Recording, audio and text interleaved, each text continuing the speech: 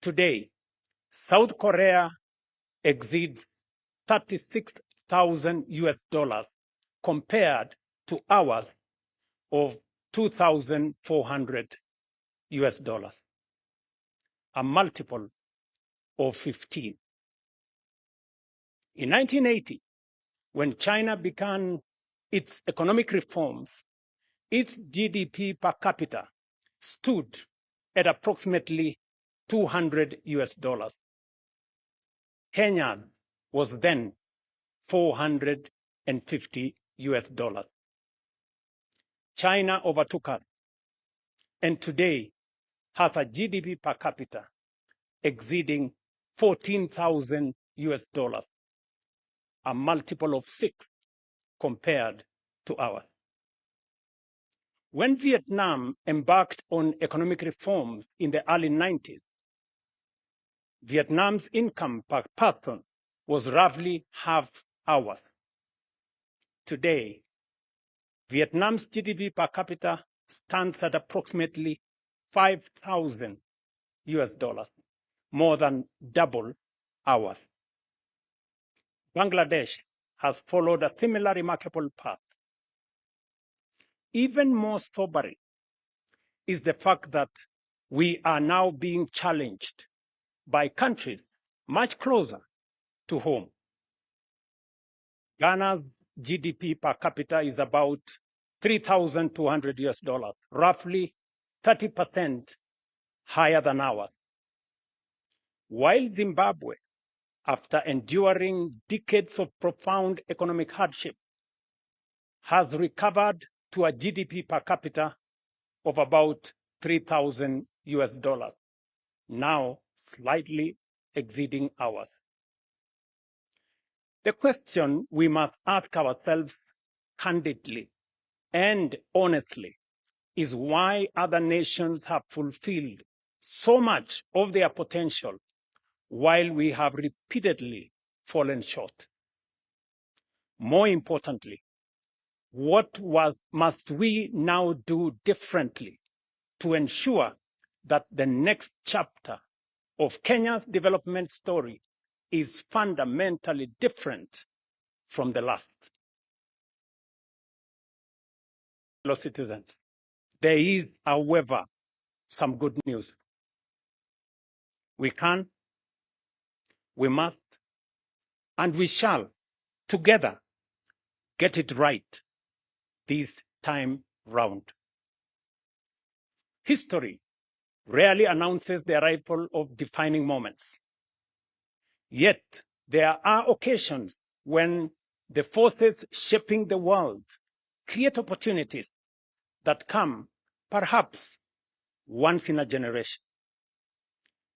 I believe we are on the threshold of one such historic moment.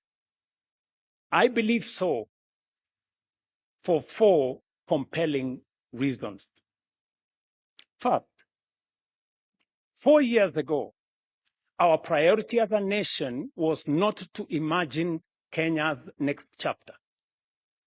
It was to survive global economic turbulence, restore stability, rebuild confidence, and place our economy back on a firm foundation. Together, we achieved that. We have restored macroeconomic stability.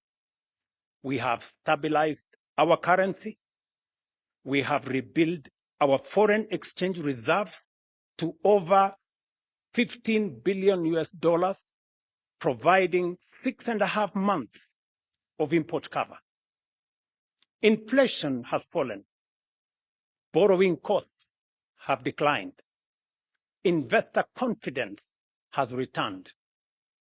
Last year, for example, Kenya attracted a record $3.2 billion in foreign direct investment, more than double the amount recorded in 2022. The 2025 IMD World Competitiveness Ranking placed Kenya as the most competitive economy in Africa, reflecting the confidence our reforms have restored. Because we have restored stability, rebuilt investor confidence, and laid a firm foundation for our economy, now is the perfect opportunity for Kenya to begin shaping the next phase of our national development. That is why, in my State of the Nation address last year, I challenged us to begin thinking beyond the immediate demands of today and to start imagining a futuristic roadmap for our nation. That was not simply a call to dream. It was a call to prepare and an invitation to begin building the institutions that will support Kenya's long-term transformation. That journey has already begun. We have already established the National Infrastructure Fund to ensure the investments essential for Kenya's transformation are financed sustainably. It is also why we have established the Sovereign Wealth Fund to preserve and invest the wealth of our nation so that today's prosperity becomes tomorrow's opportunity, shared fairly between present and future generations. Together, these institutions represent more than new opportunities. They embody a philosophy of nation building that lasting prosperity is built through institutions that outlive governments, inspire long-term investment, safeguard intergenerational wealth, and provide confidence in our economy. The second reason why I believe this is our moment is because our current roadmap is approaching its destination. Vision 2030 has brought us this far, but it is approaching its horizon. It has served Kenya well. It transformed the way we think about national development, provided a common direction, inspired investment, guided policy in the public space, and demonstrated the power of long-term planning. But honesty also requires us to acknowledge that some of its ambitions remain unattained. In several respects, we are still falling short of even the very standards we set out for ourselves. Vision 2030 set a target of Kenya becoming an upper middle income country by 2030. So far, we are off target. This is not a criticism of Vision 2030, nor is it a reason for disappointment. Rather, it is an opportunity to proudly learn from our successes, reflect with honesty on where we have fallen short, and define together Kenya's next long-term vision. The third reason why this is our moment is that the next great wave of economic transformation will, I believe, be African. The world is entering what may become the greatest wave of global economic transformation in the past 6 decades. And for the first time in modern history, its center of gravity is steadily shifting towards Africa. Our continent is the home to the world's youngest and fastest growing population, vast reserves of strategic minerals, immense renewable energy potential, abundant arable land, and rapidly expanding consumer markets. 9 of the world's fastest growing economies are in Africa. And by 2050, 1 in every 4 people on Earth will be African. Increasingly, global investors, manufacturers, innovators, and policymakers are looking to Africa not merely as a continent of future promise, but as the next frontier of global growth and prosperity. While we may not take full advantage of the previous 3 great waves of global transformation, we have a historic moment and a once-in-a-lifetime opportunity, not just to be part of, but to lead the next transformation. We have positioned Kenya as one of the nations that will define Africa's economic rise. Fourth, and perhaps most profoundly, this conversation is potent because the time has come to fulfill not only the political and governance promise of our Constitution, but also its equally compelling promise of development, national transformation, and shared prosperity. Fellow citizens, the Constitution envisages both a democratic and a wealthy and prosperous nation. Democracy allows us to organize power, protect liberties, and govern ourselves. Through our democratic institutions, our laws and policy reforms, we have steadily transformed that constitutional principle into a proudly democratic national culture. The next chapter of our national transformation journey is to operationalize the Constitution's development charter. The Constitution establishes our national development mandate. It requires us to build a wealthy, economically developed, and prosperous nation, and defines what government must ultimately achieve. A nation that is just, inclusive, and sustainable.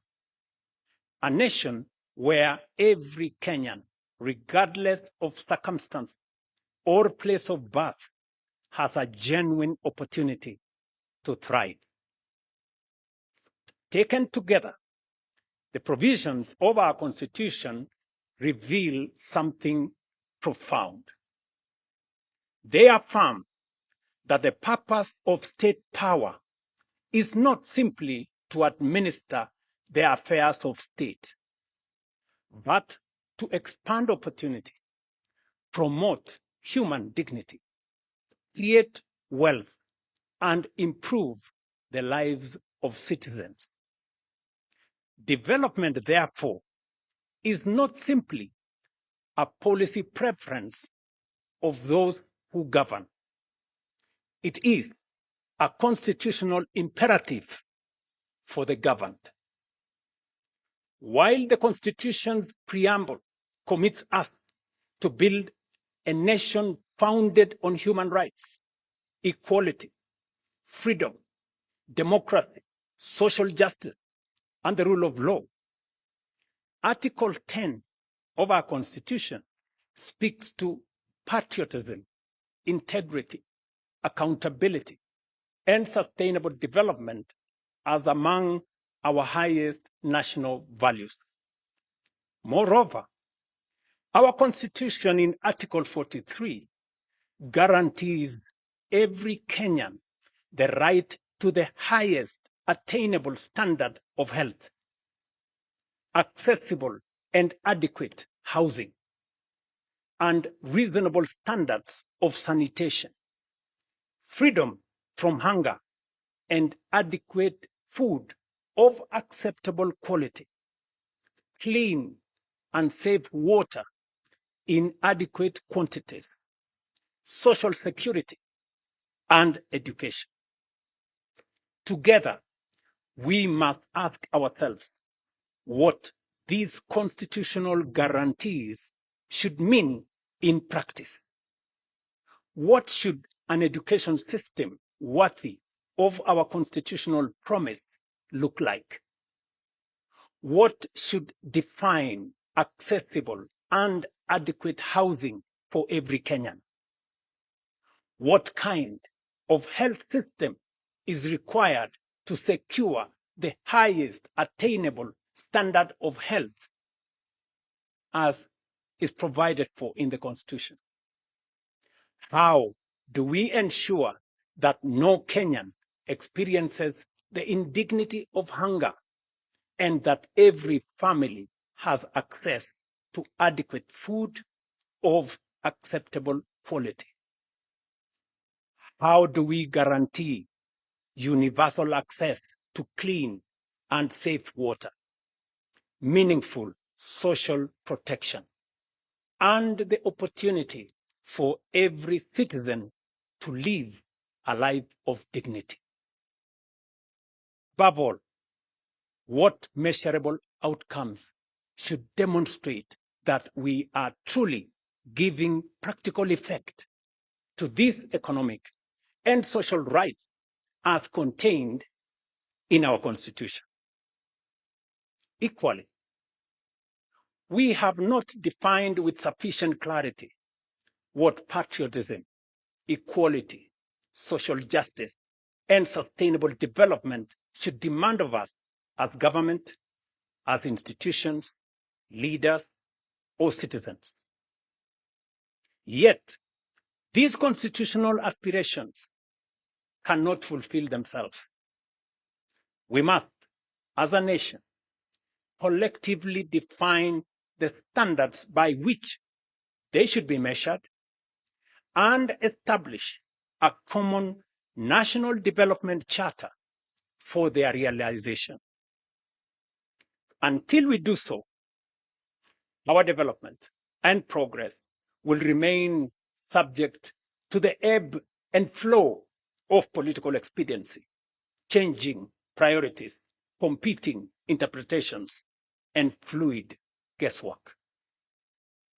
A national development charter for the attainment of these noble constitutional imperatives cannot be designed by politicians alone, nor by any single institution, profession, or interest group.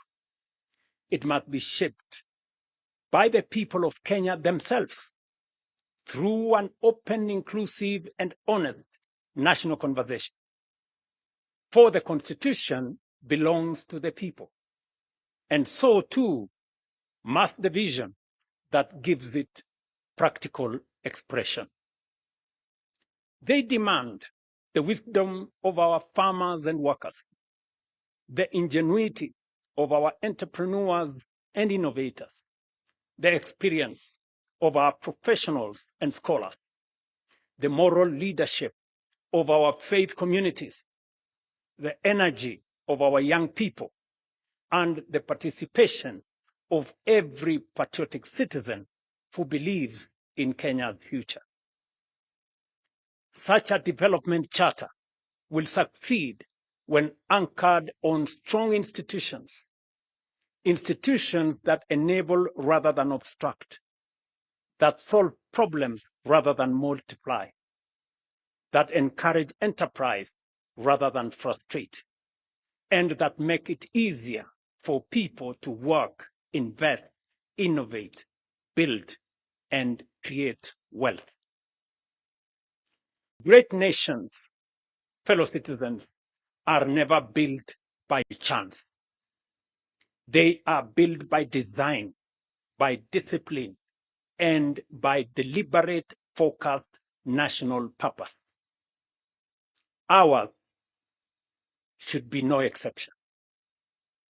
National development must never be left to chance or short-term politics. It must be guided by a shared national vision that endures beyond administrations and election cycles. A combination of the robust democratic society we have built and a well-crafted national development charter anchored on the economic and social rights enshrined in the Constitution is the potent ingredient necessary for the quantum leap that will make up for past missed opportunities and take us into the first world nation that we rightfully should be. Fellow citizens, Article 3 of our Constitution places a solemn obligation upon every Kenyan to respect, uphold, and defend the Constitution. Every Kenyan. That duty extends beyond merely safeguarding its provisions. It obligates each one of us to build a broad national consensus on the destiny of our republic. The future of Kenya is too important to be left to politicians alone. It must be imagined, shaped, and built by each one and all of us. Patriotism, therefore, is not only measured by what we say about our country. It is also measured by what we contribute to it, what we build for it, and what we protect within it. Once we, as a people, define the national framework for realizing the aspirations in our Constitution, we will have settled the question of our destiny. Thereafter, the true contest of democracy should be about who has the best ideas, the soundest policies, and the best capability to take us there faster, more efficiently, and more inclusively. That is the political competition our nation deserves.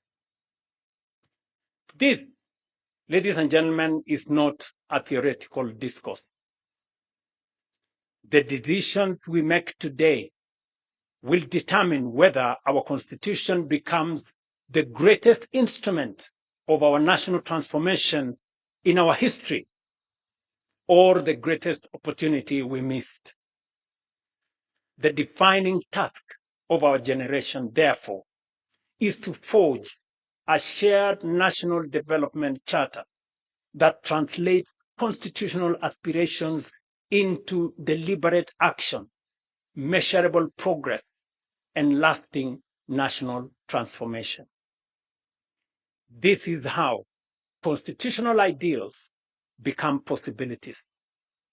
This is how rights become opportunities.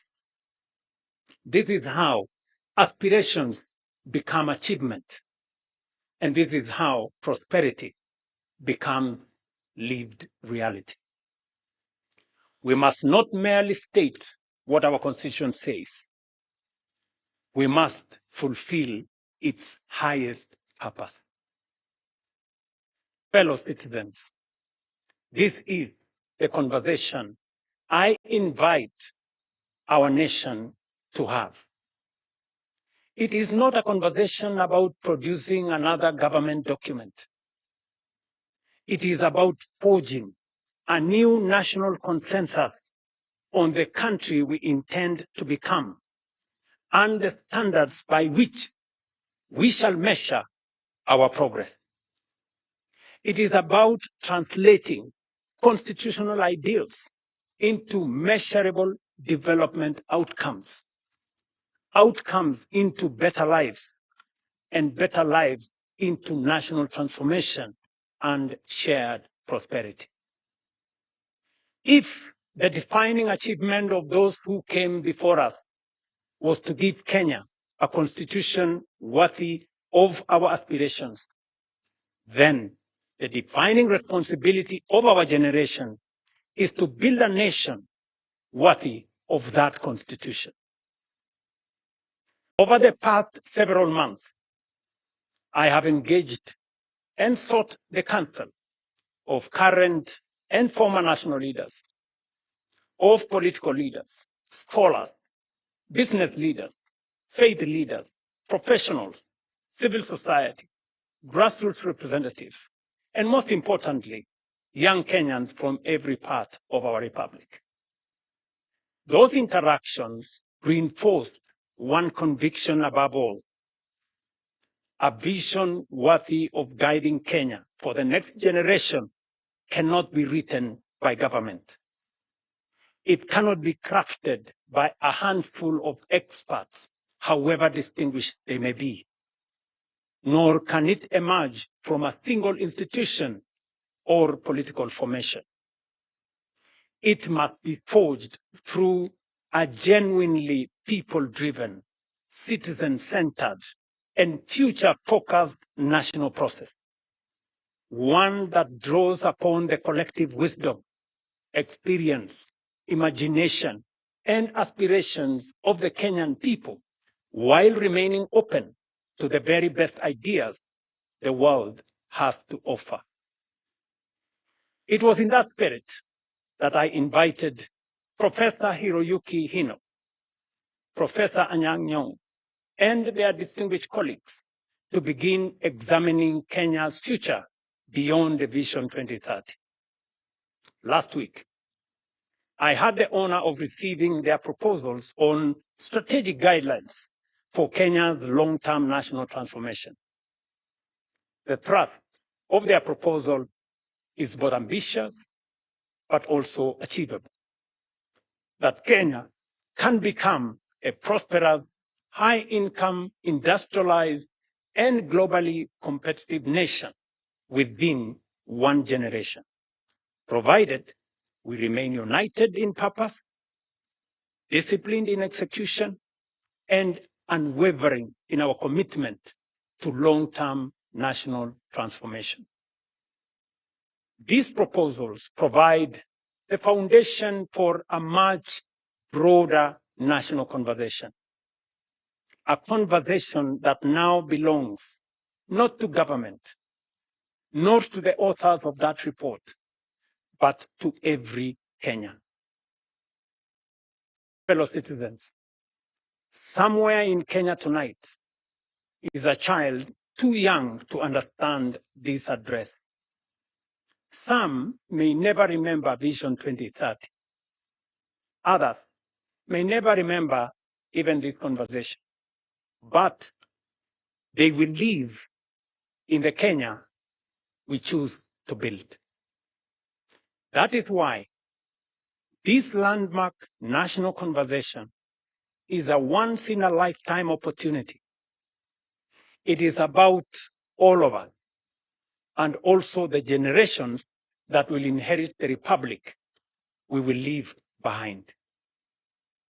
Our Constitution places public participation at the very heart of governance. It is therefore not merely my desire, but my constitutional duty to ensure that the national vision, which succeeds Vision 2030, is shaped through an inclusive, transparent, people-driven, and genuinely national process.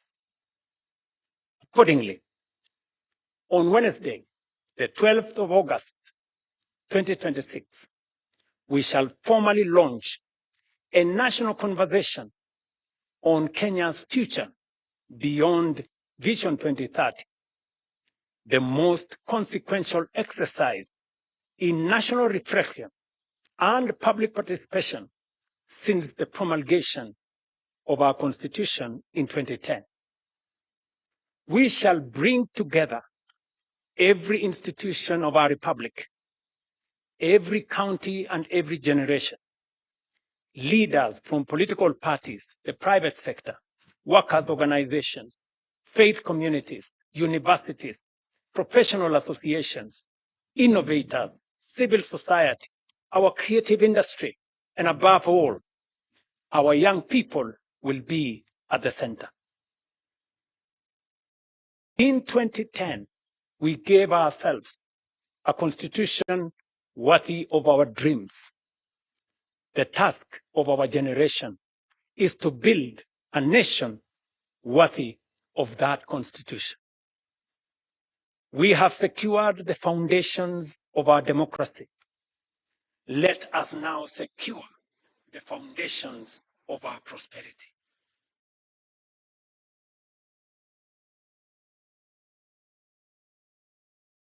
We feel not only the left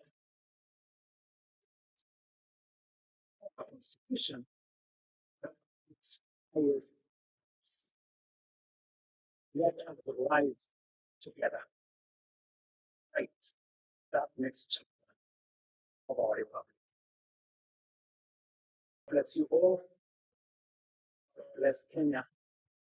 And I thank you.